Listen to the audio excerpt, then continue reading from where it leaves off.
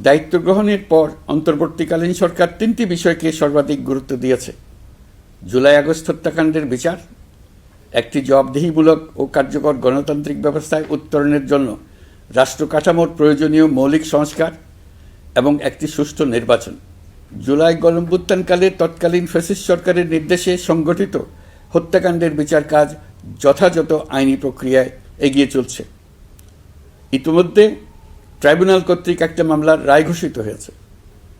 আন্তর্জাতিক অপরাধ ট্রাইব্যুনাল স্বাধীন ও স্বচ্ছ প্রমাণভিত্তিক বিচার প্রক্রিয়ার মাধ্যমে দেশের ছাত্র, শ্রমিক ও সাধারণ জনগণের উপর নির্বিচার হত্যাকাণ্ডের প্রধান নির্দেশদাতা হিসেবে পতিত ফ্যাসিস্ট সরকারের প্রধান শেখ হাসিনাকে মৃত্যুদণ্ড প্রদান করেছে।